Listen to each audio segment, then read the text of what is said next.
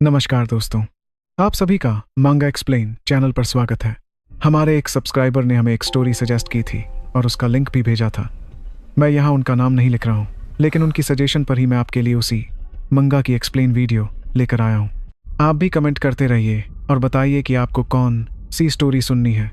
आप जिस स्टोरी को ज़्यादा कमेंट करेंगे, मैं कोशिश करूँगा कि उसी स्टोरी को लेकर आऊँ।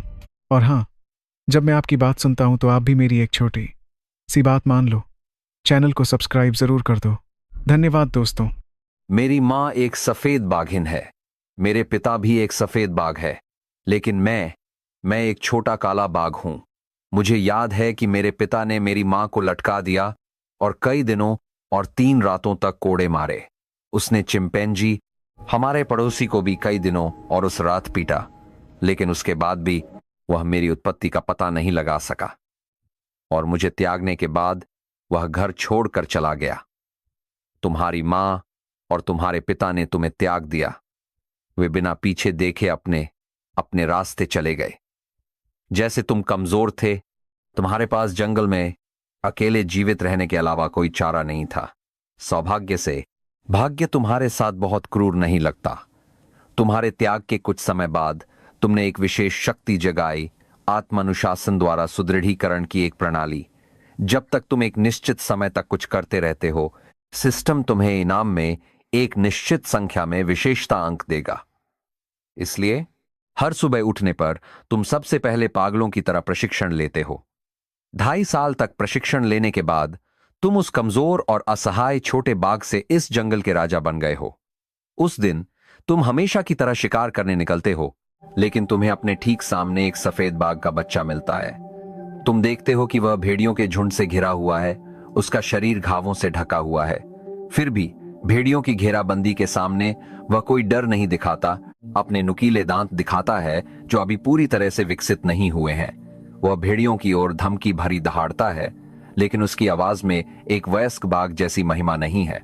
वह न केवल झुंड को पीछे हटाने में विफल रहता है, बल्कि इसके विपरीत अपनी धमकी के प्रयास में वह काफी प्यारा लगता है। भेड़ियों का झुंड और करीब आ जाता है और बाघ के बच्चे का दिल बैठ जाता है।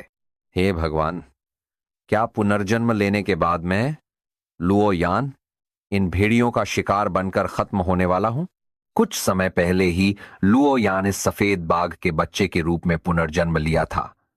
अपने पिछले जन्म में वह मानव जाति की महारानी थी, जिसकी अनगिनत लोग पूजा करते थे। लेकिन क्योंकि उसने भूतों और विदेशी जातियों का सामना किया, उसे मानव जाति के कुछ नेताओं ने धोखा दिया और अपने दुश्मनों को सौंप दिया। बिना कोई उम्मीद ढूंढे उसने अपनी आदिम आत्मा की रक्षा के लिए एक गुप्त विधि का इस्तेमाल किया। जब वह उठी तो वह इस सफेद बाघ के बच्चे के शरीर में थी। अचानक सर्वोच्च महारानी के पद से एक साधारण सफेद बाघ में बदल गई। यह कुछ ऐसा था जिसे स्वीकार करना उसके लिए मुश्किल था, लेकिन किस्मत हमेशा कमजोरों पर ही वार करती है, क्योंकि दूसरे बाघ साइबेरियन बाघ हैं और वह अकेली सफेद बाघ है। उसके जन्म देने वाले माता पिता ने उसे मैदान में ही त्याग दिया। वह इस गहरे जंगल में किसी तरह जीवित रहने के लिए केवल खुद पर निर्भर रह सकती है। भेड़ियों को और करीब आते देख लुओ रुआन का दिल आक्रोश से भर गया। क्या मैं, पुनर्जन्म लेने वाली गरिमामयी महारानी, सच में इन भेड़ियों के मुंह में मरने वाली हूं? एक भेड़िया अचानक लियू हेरू की ओर बढ़ता है। लियू हेरुआन ने जीवित रहने की लगभग सारी उम्मीद छोड़ दी थी। अचानक एक काली परछाई उसकी आंखों के सामने से गुजरती है। वह परछाई बेहद तेज है, एक अजेय शक्ति से भरी हुई। अगले ही पल काली परछाई अपना मुंह पूरा खोलती है और भेड़िए के गले को काट लेती है। एक क्रैक की आवाज के साथ उसकी गर्दन टूट जाती है जो उस पर झपटा था। एक बड़ा काला बाघ, एक युवा दानव देवता की तरह भेड़ियों के झुंड के सामने प्रकट होता है। एक शक्तिशाली आभा बिखेरता है जो भेड़ियों को डरा देती है, उन्हें पास आने से रोकती है। भेड़ियों के सरदार की पुतली सिकुड़ जाती है। वह तुरंत एक कदम पीछे हट जाता है। इन 2.5 सालों के बाद तीरंदाजी में तुम्हारी महारत कई पीढ़ियों से आसपास के जानवरों के लिए दुस्वप्न बन गई है। हालांकि तुमने उन्हें प्रतिक्रिया करने का कोई मौका नहीं दिया। एक गहरी दहाड़ के साथ भेड़ियों पर झपटते हुए, जिससे वे तुरंत डर गए और घबरा गए, वे बिना बचाव करने की ताकत जुटाए पूंछ दबाकर भाग गए। तुमने भेड़िए के बाल थोड़ी नफरत के साथ थूक दिए। जहां तक उसका सवाल था, उसे प्रतिक्रिया करने का समय नहीं मिला था। जब उसे एहसास हुआ कि भेड़ियों का झुंड भाग गया है, तो वह वहीं जम गई, स्तब्ध, दिल आश्चर्य से भरा, आंखें पूरी खुली हुई। फिर लू रुयान ने ऐसे देखा जैसे उसे विश्वास नहीं हो रहा था कि उसे अभी बचाया गया है। उसके दिल में अनायास ही कृतज्ञता की एक लौ दिखाई दी। तुम्हारे प्रति, इतने शक्तिशाली बाघ राजा के प्रति। इस बीच तुमने सिर झुका लिया। छोटी को आंखों में थोड़े आश्चर्य के साथ देखा। थोड़ी देर पहले छोटी ने काफी साहस दिखाया। कहना होगा कि इन वर्षों में दूसरे जानवर तुम्हारे पास आने की हिम्मत भी नहीं करते थे, और तुम्हारा सामना करना तो दूर की बात थी। इस छोटी सफेद बाघिन ने न केवल कोई डर नहीं दिखाया, बल्कि उसने तुम्हें घूरने की हिम्मत भी की। तुमने लियू रुयांग को देखा। तुम्हारी आंखों में एक दुर्लभ चीज दिखाई दी, अनुमोदन की एक लौ। फिर तुमने भेड़िए की एक टांग फाड़ी और उसे लू रुयांग के सामने रख दी। फिर तुमने पीठ घुमाई और चल दिए। भेड़िए की टांग देखकर लू यांग ने लड़खड़ाते हुए प्रतिक्रिया की। वह तुम्हें पकड़ने के लिए दौड़ी। भले ही वह थोड़ा लड़खड़ा रही थी, वह दृढ़ संकल्प से भरे हुए थे। वह तुम्हें ऐसे जाने नहीं देना चाहती थी। वह अच्छी तरह जानती थी कि इस खतरनाक जंगल में जीवित रहने की उसकी एकमात्र उम्मीद तुम्हारा पीछा करना था। तुम रुके और लू यांग को हैरानी से देखा। और छोटी, तुम्हें कुछ और चाहिए? मैं तुम्हारा पीछा करना चाहती हूं। लू रुयांग की आवाज में उम्मीद की एक लौ थी। वह अभी भी एक बच्चा बाघ है और उसे चोट लगी है इस जंगल में। मुझे डर है कि मेरा पीछा करते हुए उसके लिए जीवित रहना मुश्किल होगा। तुम्हारे माता पिता कहाँ हैं? ली रुयांग ने सिर झुका लिया, दयनीय होने का नाटक किया। मेरे फर के रंग की वजह से मेरे माता पिता ने मुझे भगा दिया। कई दिनों से भूख लगी है। लू उइलांग ने नाटक जारी रखा, लेकिन अपने दिल के अंदर वह अपने व्यवहार पर शर्मिंदा थी। लू एन, गरिमामयी महारानी, पहले मैं एक हाथ से बादलों को नियंत्रित कर सकती थी और दूसरे से समर्थन, एक विचार से मैं अनगिनत लोगों के जीवन या मृत्यु का फैसला कर सकती थी। और फिर भी आज किसी की सहानुभूति जीतने के लिए मुझे दयनीय होने का नाटक करना पड़ रहा है। कितनी शर्म की बात है। यह देखकर कि तुमने जवाब नहीं दिया, लियोएन ने फिर बात की। मैं तुमसे विनती करती हूं, मैं जीना चाहती हूं। इन शब्दों ने तुरंत तुम्हारे अंदर एक भावनात्मक तार छेड़ दिया। तुम्हें याद आया कि तुम्हारे खुद के माता पिता और भाई बहन पूरी तरह स्वस्थ थे, लेकिन तुम अनाथ हो गए। तुमने सोचा कि तुम पहले से ही काफी दयनीय हो, लेकिन तुमने किसी ऐसे व्यक्ति से मिलने की उम्मीद नहीं की थी जिसका भाग्य इतना समान हो तुम्हारे जैसा भाग्य। ऐसा लगता है कि इस दुनिया के सभी बदकिस्मत लोग आखिरकार एक दूसरे से मिल ही जाते हैं। तुम्हारे दिल में छोटी सफेद बागिन के लिए करुणा की भावना पैदा हुई। बहुत अच्छा, तो मेरा पीछा करो लुएर। यान का दिल खुशी से भर गया। ऐसा लगता है कि वह दूसरे की सहानुभूति जीतने में कामयाब रही है।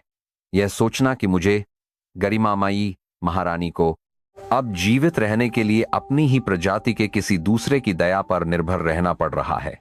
बस यह सोचकर लुएरियन शर्म से भर गई। सौभाग्य से यह सिर्फ एक बाघ है, नहीं तो वह अपना बाघिन का मुंह मांगने के लिए कभी नहीं खोल पाती। तुम्हारी अनुमति पाकर लुएरियन ने सावधानी से तुम्हारा पीछा किया। चलते समय लुएरियन उत्सुकता से चारों ओर देख रही थी। आखिर यह बंदा इसे कैसे कर गया? लौरा के लौटने से पहले ही तुम्हारे पास इतना शक्तिशाली भौतिक शरीर था, भले ही उसका अपना पुनर्जन्म हाल का था। लियू हेरवान को यकीन था कि वह अभी भी अपने पिछले जन्म की दुनिया में है। वह केवल यह नहीं जानती थी कि लौरा की वापसी से पहले कितना इंतजार करना होगा। बिना ऊर्जा के अपने पिछले जन्म में उसके द्वारा महारत हासिल की गई तकनीकों का अभ्यास करना असंभव था, और तब तक ऐसा लगता था कि उसके पास इस बड़े काले बाघ का पीछा करने के अलावा कोई चारा नहीं था। तुम आगे चल रहे थे कि अचानक तुमने देखा कि सफेद बाघ पीछे रह रहा था।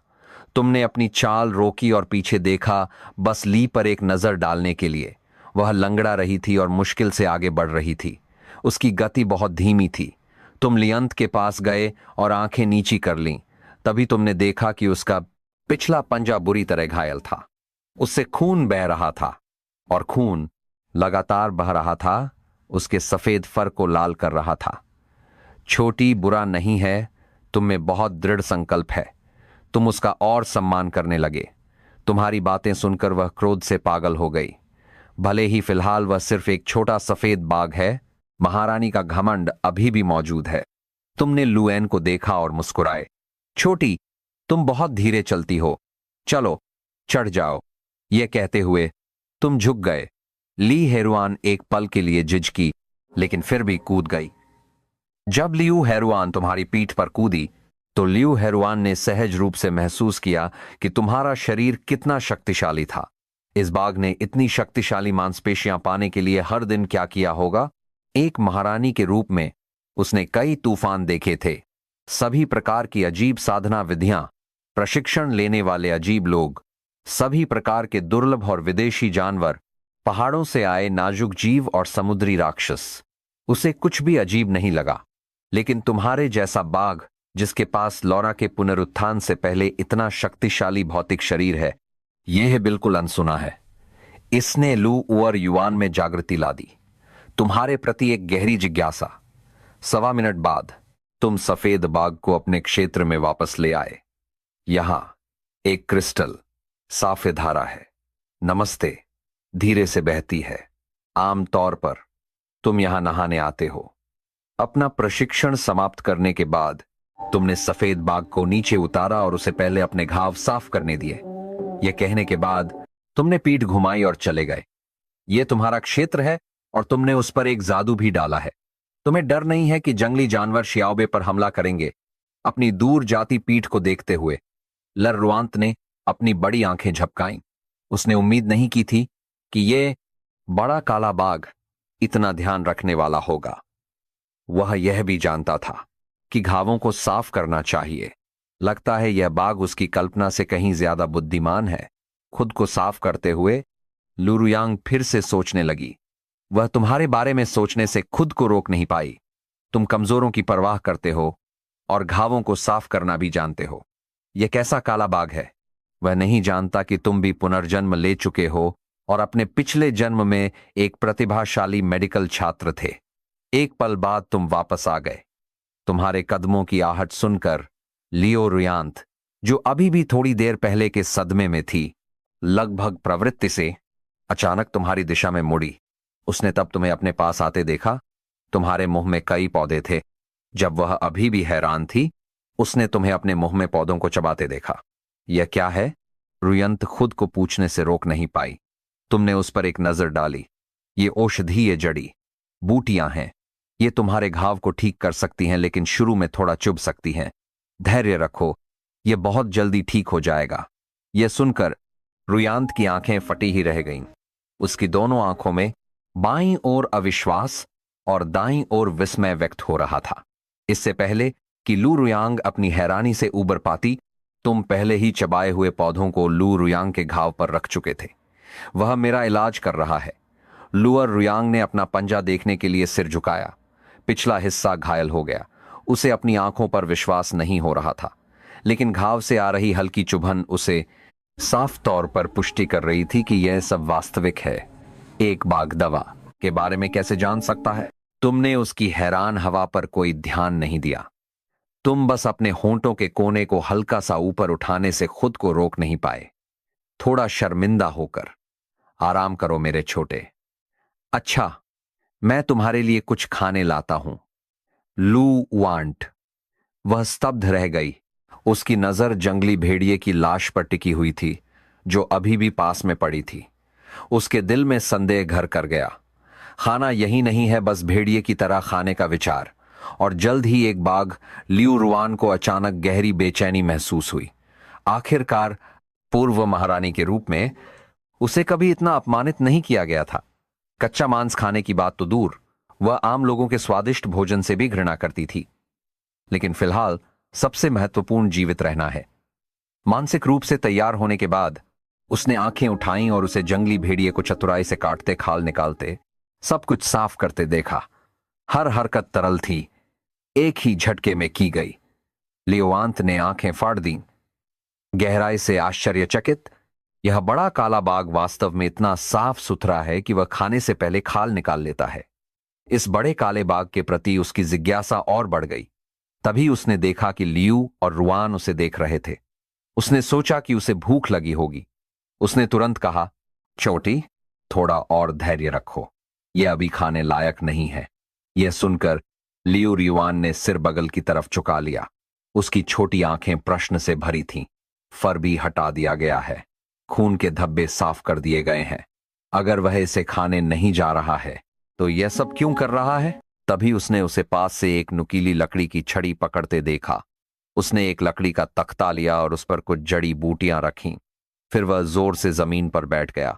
दो पंजे मजबूती से एक छड़ी को पकड़े हुए उसे आगे पीछे रगड़ रहे थे। एक साधारण बाघ ऐसा काम कभी नहीं कर सकता था, लेकिन इतने सारे सिस्टम विशेषता बिंदुओं के अतिरिक्त होने के कारण तुम्हारे सभी कौशल अधिकतम हैं और तुमने एक साधारण जानवर के चरण को पार कर लिया है। लियो रुयांत ने यह दृश्य ऐसे देखा जैसे उसने कोई भूत देखा हो, लकड़ी रगड़कर आग जलाते हुए। यह बड़ा काला बाघ वास्तव में लकड़ी रगड़कर आग जलाने में सक्षम है। इस क्षण छोटी सफेद बाघिन तुम्हें आश्चर्य से देख रही है। वह तुम्हें इतनी कुशलता से आग जलाते देखती है। थोड़ी देर पहले तुम्हें प्रीप्यूस साफ करते देखना पहले से ही काफी चौंकाने वाला था, लेकिन यह उससे भी ज्यादा अविश्वसनीय है। यह जानना जरूरी है कि लौरा अभी तक ठीक नहीं हुआ है और कई जानवर अभी तक जागरण तक नहीं पहुंचे हैं। केवल उनकी सबसे प्राथमिक इच्छा ही उनका मार्गदर्शन करती है, और फिर भी तुम्हारे कार्य यह साबित करने के लिए पर्याप्त हैं कि तुम्हारी बुद्धि सीमित होने से कोसों दूर है। कम से कम वह पहले से ही एक वयस्क मानव के स्तर तक पहुंच चुकी है। अनगिनत प्रश्न लू रुयांग के दिमाग पर हावी हो जाते हैं।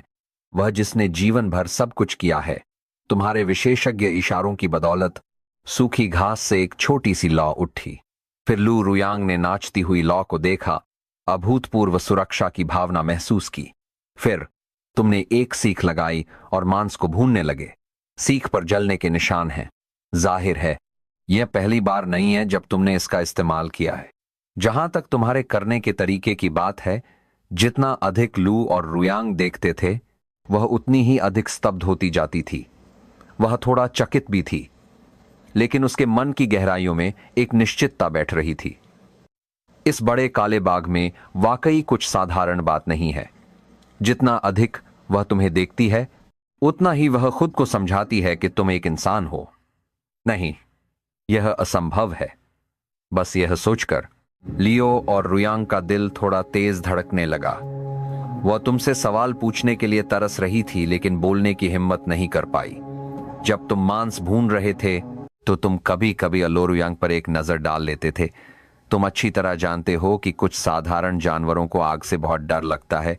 फिर भी लियांग ने न केवल तुम्हारी अपेक्षा के अनुरूप प्रतिक्रिया नहीं की, बल्कि वह एक कदम और करीब भी आ गई। आग की लौ उसकी पुतलियों में परिलक्षित और नाच रही थी। इससे तुम थोड़ा हैरान हुए। छोटी काफी बहादुर है, लेकिन इतने करीब मत आओ। सावधान रहना कि चिंगारी तुम्हें न छू ले, नहीं तो जब समय आएगा तुम्हारा सारा बर्फ सा सफेद फर गायब हो जाएगा। लियोआना हैरान थी, दूरी बनाए हुए थी। थोड़ी ही देर में मांस तेल में तड़कने लगा और उसकी सुगंध चारों ओर फैल गई। लियरियान, जो भूख से मर रहा था, बार बार लार टपका रहा था। उसकी निगाहें सीख पर लगे मांस पर टिकी थीं। दिल लालच से भर गया। यह देखकर तुम अचानक हौंस दिए। फिर तुमने भेड़िए की एक टांग फाड़ी और उसे लियूएर को दे दी। यान, तुम्हें भूख लगी होगी। नहीं, खाओ। यान ने सुगंधित भेड़िए की टांग को देखा। दिल खुशी से भर गया। उसने जल्दी से भेड़िए की टांग ली और उसे खाने लगी। जैसे ही उसने बहुत तेजी से खाया, उसका छोटा मुंह खाने से भर गया, इतना गर्म कि वह मुंह बना रहा था, लेकिन उसने काटना बंद नहीं किया। लुआन को खाना खाते देख तुम्हारे दिल में एक अजीब सी गर्मी आ गई। हर दिन तुम जंगल में अकेले दौड़ते थे। जंगल का सन्नाटा अक्सर तुम्हें अकेला महसूस कराता था, लेकिन अब लियान की संगत के साथ तुम्हारे जीवन में एक अलग रंग का स्पर्श सा लगता है। तुम्हें अपना अतीत याद आया और तुमने लुआन को देखा। तुम दोनों को तुम्हारे माता पिता ने इस दुनिया में त्याग दिया था, जीवित रहने के लिए संघर्ष कर रहे थे। इस समान भाग्य ने तुम्हें लुआन के लिए एक खास भावना महसूस कराई, जैसे कि तुम भाग्य से घनिष्ठ रूप से जुड़े हुए साथी हो। छोटी, अब से तुम मेरे साथ रहोगी। लेर युआन ने तुम्हारी बातें सुनी और तुरंत खाना बंद कर दिया। उसकी आंखें चमक रही थीं और उसने बिना किसी हिचकिचाहट के सिर हिला दिया। ठीक है, आखिरकार यह भी वही था जो वह सोच रहा था। इस समय वह बहुत कमजोर था। ठीक है, अब से मैं तुम्हारा पिता बनूंगा। लुइयन रुक गई। उसने तुम्हारी ओर आंखें उठाईं।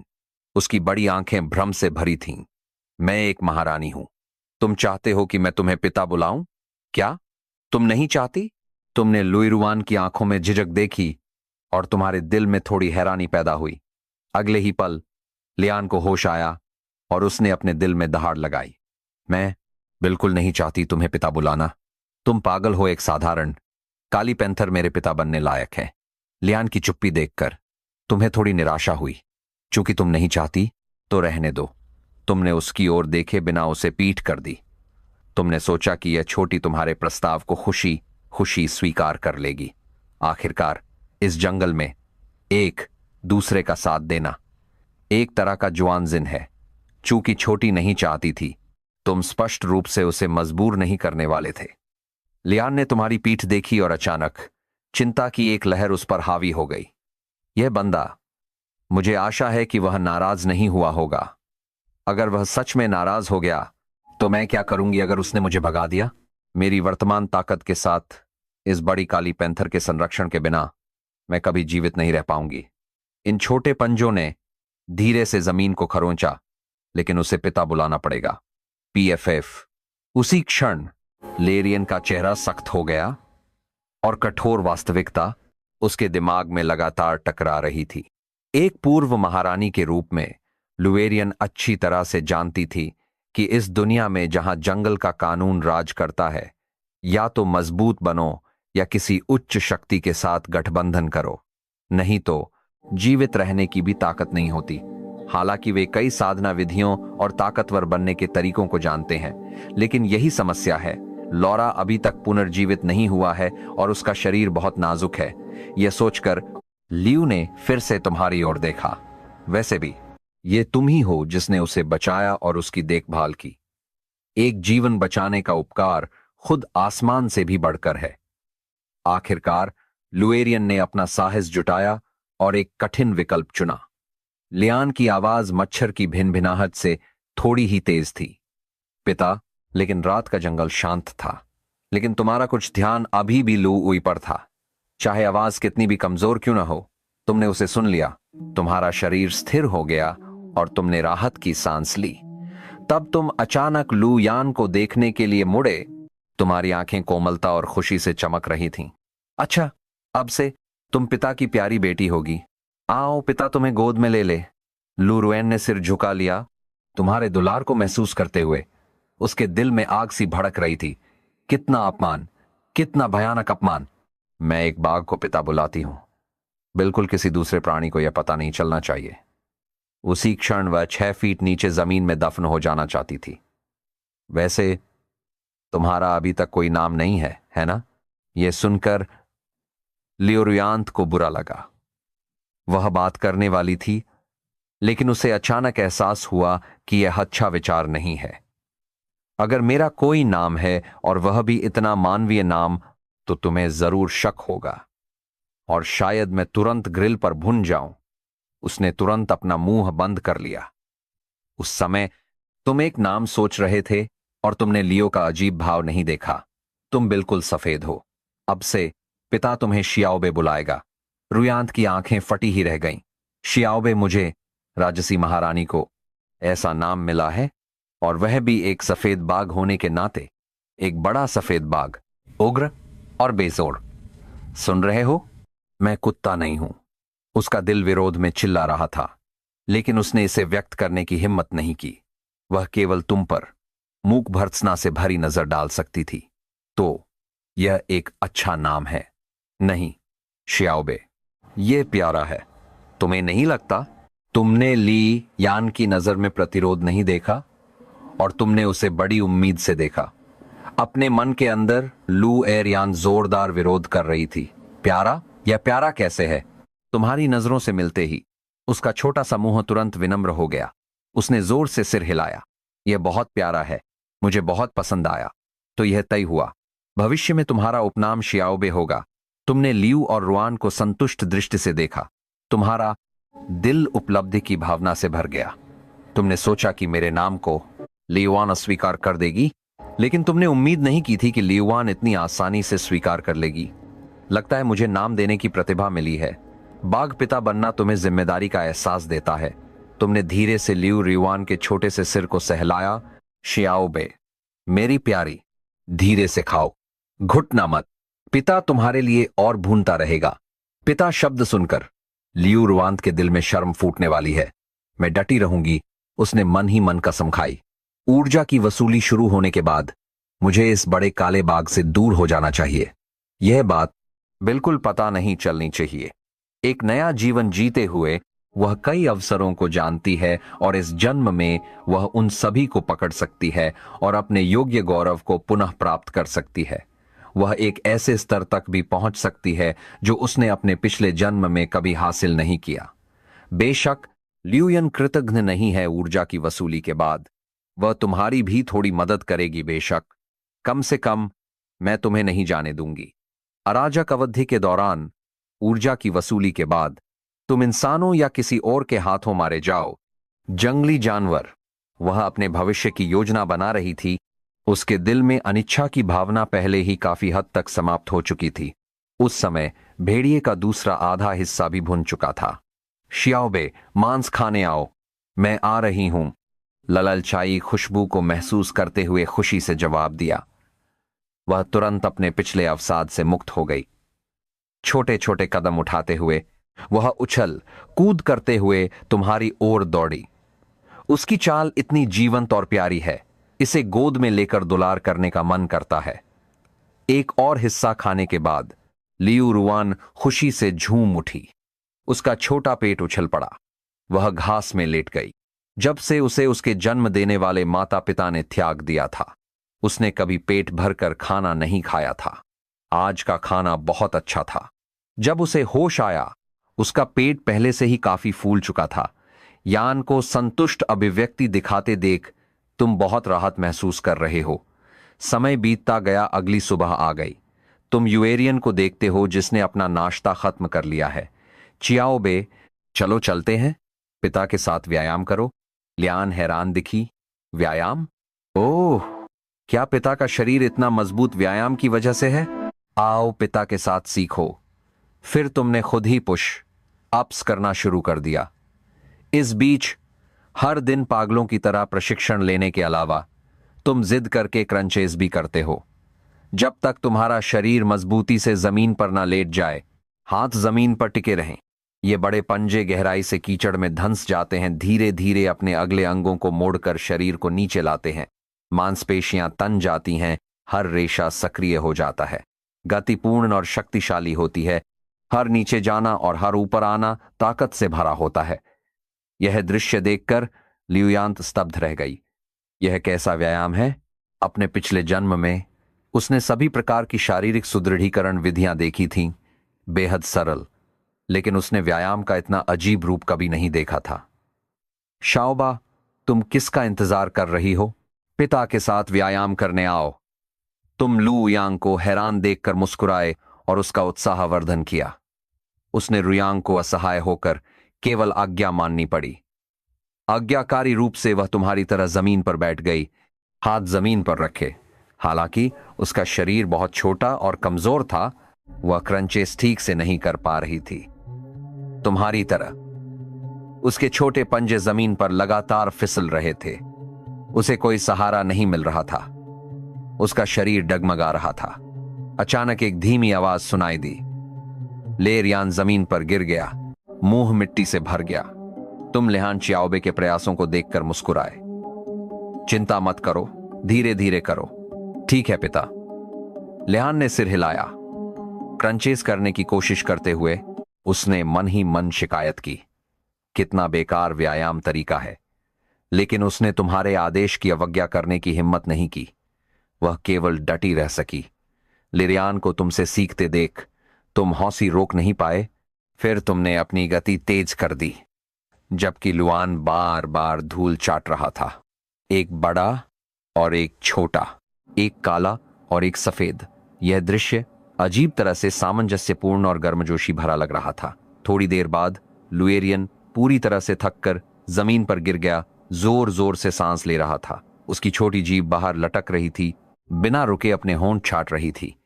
वह पूरी तरह से थका हुआ लग रहा था। तुमने लिहान के प्यारे चेहरे को देखा। तुमने हाथ बढ़ाया और उसके छोटे से सिर को सहलाया। च्याओबे, अगर थक गई हो तो थोड़ा आराम कर लो। लुयन ने सिर हिलाया। जमीन पर पड़ा रहा हिलना नहीं चाहता था। उसने मन ही मन सोचा, यह व्यायाम बहुत ज्यादा है, थका देने वाला। मैं ये फिर कभी नहीं करूंगी। लेकिन जब उसने तुम्हें देखने के लिए सिर घुमाया तो उसने देखा कि तुम और तेज होते जा रहे हो और तुम्हारी हर हरकत विशेष रूप से त्रुटिहीन थी। भले ही यह अजीब लग रहा था, यह देखने में बेहद सुखद था। कुछ ही समय बाद तुमने अपना व्यायाम समाप्त कर लिया। सिस्टम का एक यांत्रिक संदेश तुम्हारे दिमाग में गूंजा। दूसरे को बधाई, आपने दिन का दैनिक पुश अब पूरा कर लिया है। पुरस्कार विशेषता अंक। तुम खुश थे, तुमने एक स्तर हासिल किया, अब तुम स्तर पर हो। अगले ही पल एक अदृश्य रहस्यमय रोशनी ने तुम्हें घेर लिया। तुम्हारा शरीर थोड़ा बड़ा हो गया, तुम्हारी मांसपेशियां अधिक विकसित हो गईं और तुम्हारी आभा अधिक शक्तिशाली हो गई। लियोन ने बेसुध होकर देखा। मुझे अपनी आंखों पर विश्वास नहीं हो रहा था। व्यायाम का यह इतना साधारण तरीका इतना प्रभावी था, जिसने उसे अपने प्रशिक्षण के तरीके पर पुनर्विचार करने के लिए मजबूर कर दिया। इसने उसे अपने प्रशिक्षण के तरीके पर पुनर्विचार करने के लिए मजबूर कर दिया। लुअर युआन ने बचपन से ही एक और जीवन जिया था, जब थोड़ी सी यादें और अपने पिछले जन्म की ऊर्जा की वापसी फिर से सतह पर आ गई थी। जानवरों के शुद्धिकरण की गति इंसानों की तुलना में बहुत अधिक है। बाद में गहन मानव अनुसंधान ने पता लगाया कि यह जानवरों के मजबूत स्वभाव से निकटता से संबंधित था। किसी प्राणी का स्वभाव जितना मजबूत होता है, लौरा के स्नान के बाद शुद्धिकरण की डिग्री उतनी ही अधिक होती है। यह देखते हुए कि इस जन्म में वह बाघ के रूप में पैदा हुई है, गिरुलन ने तुरंत अपने भौतिक शरीर को मजबूत करने का फैसला किया। इस तरह जब लौरा वापस आएगा तो वह दूसरे जानवरों और मनुष्यों से आगे निकल सकेगी। कुछ और पुश अप करने के बाद गिरुलन ने अपने चारों पैरों को कांपते हुए महसूस किया और पसीने ने उसके सफेद फर को भिगो दिया। व्यायाम का यह तरीका सरल लगता है, लेकिन यह आसान नहीं है। मैं और नहीं कर सकती, मुझे आराम करने की जरूरत है। करने के बाद गिरुलन थक कर गिर गया। जमीन पर लेटकर वह जोर जोर से हाँफ रहा था। मुझे आश्चर्य हुआ कि शियाओबे पहली बार में इतना कर सकती है, और साथ ही मैं बहुत राहत महसूस कर रहा था। शियाओबे बहुत दृढ़ है, वह भविष्य में जरूर सफल होगी। मेरी आंखें प्रशंसा से भरी थीं। मैं उनके पास गया, गिरुलन करते हुए, और मैंने अपने पंजों से धीरे से उसकी हरकतों को सुधारा। आओ शियाओबे, तुम्हारी हरकतें अभी सही नहीं थीं, इसलिए तुम इतनी थक गई हो, और यह बहुत प्रभावी भी नहीं है। आओ, पिता तुम्हें दिखाता है। मेरे हाव भाव कोमल और धैर्यवान है। मेरे पंजे धीरे से गिरुलन के शरीर को छूते हैं। उसकी मुद्रा को समायोजित करते हैं। आगे के पंजे जमीन में और गहरे होने चाहिए, शरीर सीधा रहना चाहिए। ठीक है पिता। गिरुलन ने मेरे निर्देशों के अनुसार अपनी हरकतों को समायोजित करने की कोशिश की। भले ही यह बहुत कठिन है, उसे अपने शरीर को प्रशिक्षित करने के लिए डटे रहना होगा। और अब जब मैं स्तर पर पहुंच गया हूं, मुझे लगता है कि मुझे भी व्यायाम की तीव्रता बढ़ा देनी चाहिए। इस तरह इनाम प्रणाली मुझे अधिक विशेषता अंक देगी। कल से हर दिन पुल बनाना। उसके बाद के दिनों में मैंने जियान को हर दिन और कठिन प्रशिक्षण लेने के लिए कहा। भले ही यह बहुत कठिन था, वह केवल दांत पीस कर डटे रह सकता था। जब उसने उनके, लौरा और अपने बदले के उपचार के लक्ष्य के बारे में सोचा।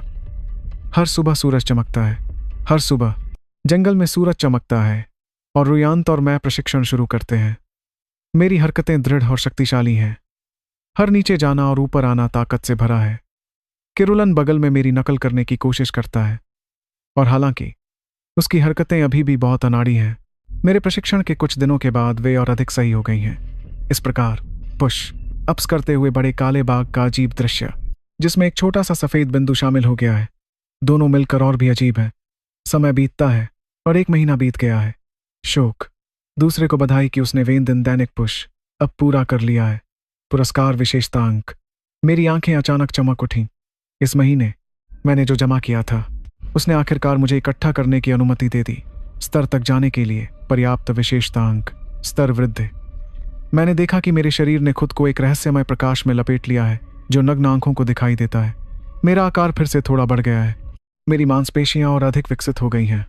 उनकी रेखाएं अधिक परिभाषित हो गई हैं और मेरी आभा अधिक शक्तिशाली हो गई है। ऊयान ने बगल में अपनी हरकत रोक दी। मुझे आश्चर्य से देखा।